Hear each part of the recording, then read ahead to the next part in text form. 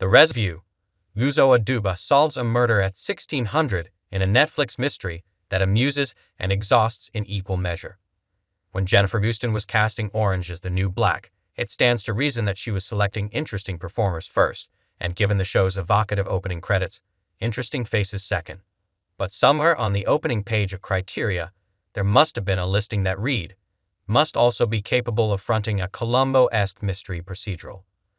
In the case of Kate Mulgrew, she'd already starred in the iconic spin-off series Mrs. Columbo. Natasha Lyonne is weeks away from the return of her Emmy-nominated turn as human lie detector Charlie Cale in Peacock's Poker Face.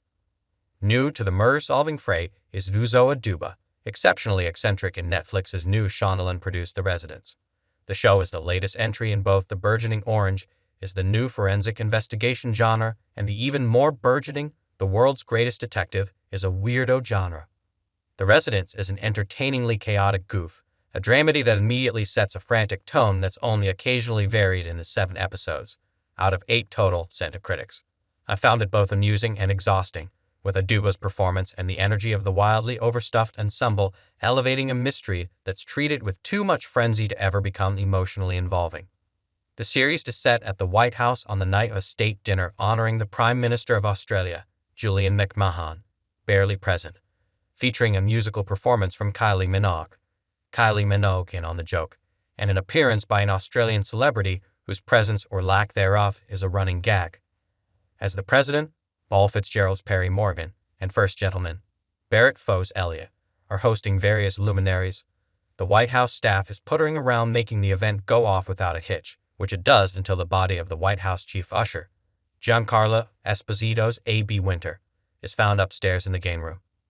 Desperate to avoid an international incident, presidential advisor Harry Hollinger, Ken Marino, is eager to deem the death a suicide. Winter is found with his wrists cut and a suicide note, and move on.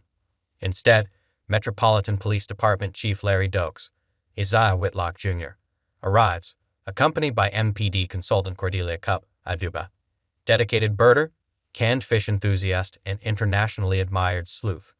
Cupp is paired with Edwin Park, Randall Park, a mild-mannered skeptic, and they begin the process of unraveling the case, with over 100 VIPs becoming increasingly impatient. Also impatient?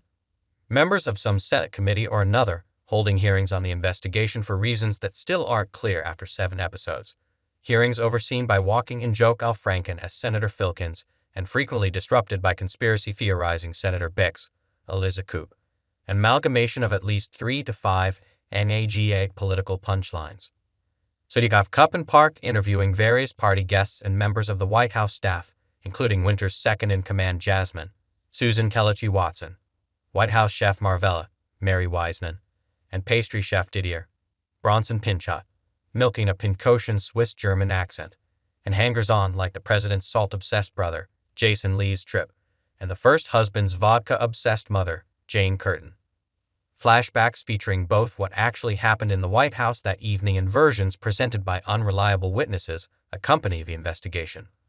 By the 6th and 7th episodes, we're getting flashbacks to things that happened in the previous episodes just in case you're forgetful or confused. It's just a lot.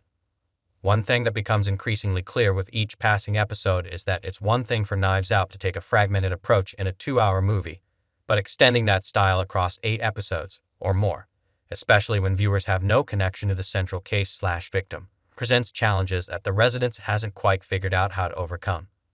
The Residence is playing 3-card Monte, shifting its various pieces around so hastily you maybe don't notice that it only has 3 moves, instead of doing a more elaborately constructed magic trick. I haven't seen the 8th episode, which will presumably reveal whodunit, but if you asked me to posit a guess, my response would be, wait, am I supposed to care?